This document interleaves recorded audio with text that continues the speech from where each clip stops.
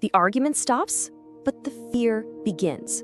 I mean, why is it that the lack of a reply can cause more emotional panic than any fight ever could? Well, that's the dark psychological paradox of strategic silence. It's a deliberate, calculated punishment that is designed to compel you to submit. You know that feeling, right? The fight is over, but this new, way more terrifying conversation starts up in your head. That quiet void left by their voice, it just gets filled with this toxic cocktail of anxiety, of self-doubt, and this frantic need to fix a problem you can't even put your finger on. Today, we're gonna pull back the curtain on this incredibly powerful psychological weapon. Okay, so let's dive in. Before we can even talk about defending against this, we have to be crystal clear on what it is, and just as importantly, what it isn't. This is not just someone needing a little space to cool off after a fight. No, this is a deliberate strategy. It's a form of psychological warfare, and it's designed for one thing: control. So, the key words to focus on here are intentional and punitive. This isn't some accident or a simple misunderstanding. The silence is the punishment.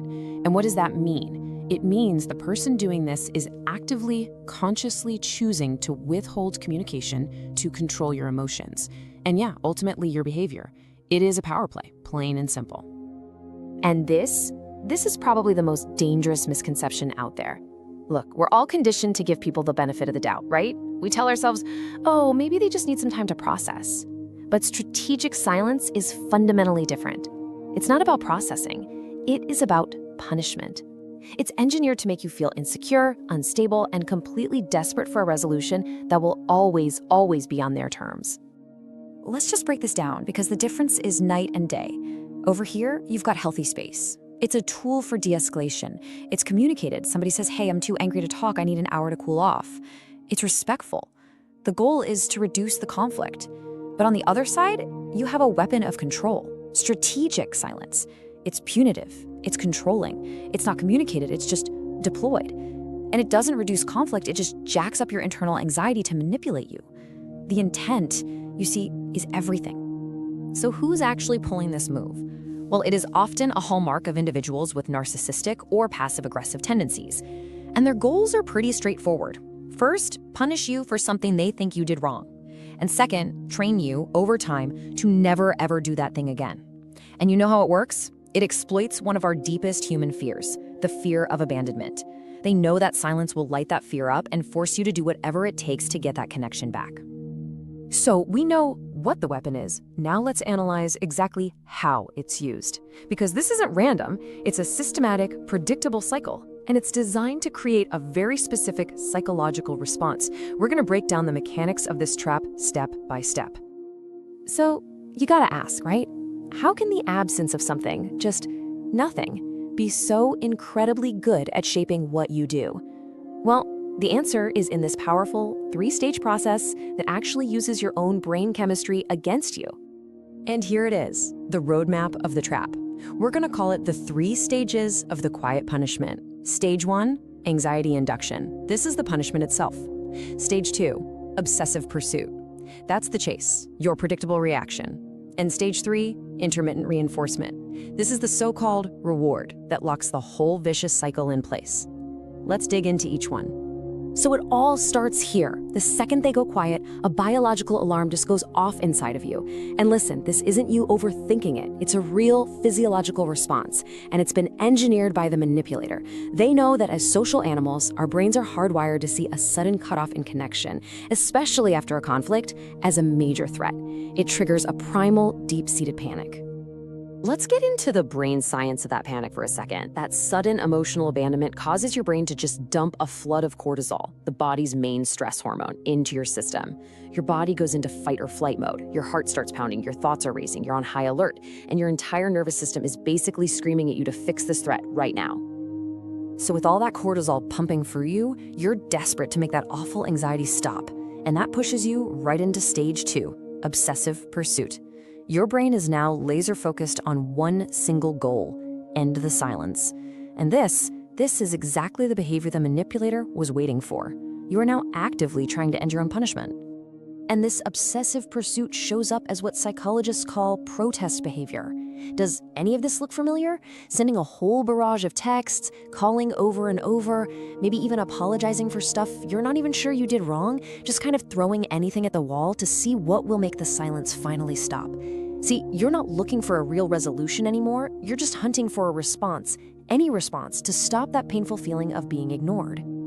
And now for the final act, the most brilliant and, frankly, insidious part of the whole trap. See, the manipulator doesn't respond to your first text or your first call. They wait. They let your anxiety build and build, knowing you're getting more and more desperate. They only break the silence after you've shown enough submission, after you've apologized like crazy, begged for a response, or just completely given in on whatever you were arguing about. And check out what's happening in your brain at this exact moment. Your cortisol levels have been sky high, causing all that intense anxiety. The second they finally respond, your cortisol levels crash and you get this overwhelming wave of relief. This relief triggers a massive spike of dopamine, the reward chemical in your brain. So your brain doesn't just feel relief, it feels a powerful reward. And what does it learn? It learns, aha, the way to get that dopamine hit is to chase and chase and chase. The trap is now perfectly set for the next time. So we've seen the how, the step-by-step mechanism, but why is this so brutally effective? Well, to get that, we need to look at the motivations of both people in this destructive dynamic. It's like a perfect but totally parasitic lock and key system. And this really lays it all out. Look at the manipulator's side.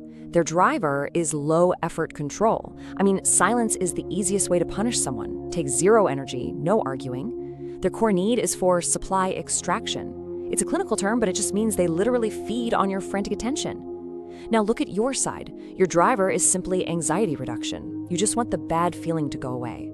Your core need is for emotional validation and safety. The silence triggers these deep attachment wounds, old fears of abandonment, making you desperate for reassurance. They get total control with zero effort. You have to work frantically just to feel okay. Okay, we have taken the trap apart piece by piece. Now, let's talk about how you disarm it. This part is all about moving from analysis to action. It's about taking the power back and flat out refusing to play their psychological game. It's time to reclaim your autonomy. And here is the plan. It's a 3-step process. It's simple to understand, but yeah, not always easy to do. First, you have to identify the intent. Second, you implement the assertive pause. And third, you have to consciously redirect your energy and self-soothe the anxiety that they created. Step 1 is all in your head. It's a massive mind shift you have to make. See, your own empathy is being used as a weapon against you. Your first instinct is to think, oh, they must be really hurting. You have to learn to override that instinct and replace it with analysis. No, this is a tactic. This is a calculated power play designed to make me feel anxious. Recognizing their intent is the first step to becoming immune to it. And that brings us to the most critical action of all, the assertive pause. The moment you identify strategic silence, you have to commit to doing absolutely nothing. You do not text, you do not call, you do not apologize, you do not chase, you starve the manipulator of the very reaction they need. Now, this is going to be the hardest part, because your brain, full of cortisol, will be screaming at you to pursue them. But your refusal to play the game is what breaks the entire cycle. So if you're not chasing them, what do you do with all that anxious energy? You have to redirect it. Instead of aiming that frantic energy at them, you aim it back at yourself. Go for a walk, put on some music, call a friend who gets it and can give you a solid reality check. You have to actively self-soothe the anxiety this whole tactic was designed to create. And by doing that, you're not just distracting yourself, you're teaching your brain a new lesson. I can handle this feeling. I don't need their response to feel okay. So let's bring this all together. First, we have to remember, strategic silence is not passive.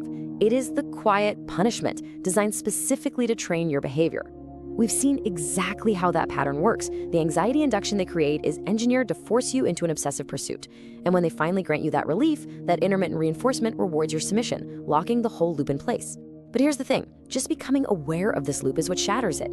By choosing that assertive pause, by refusing to chase the silence, you stop the punishment, you take back your autonomy. And that's the ultimate takeaway here. The power of the silent treatment was never in the silence itself, it's always been in your reaction to it. The punishment only works if you agree to participate in the chase. The second you implement that assertive pause, the moment you get off their hamster wheel and refuse to run, the punishment loses all of its power. You reclaim your autonomy, you break the cycle, you stop the punishment when you stop the pursuit.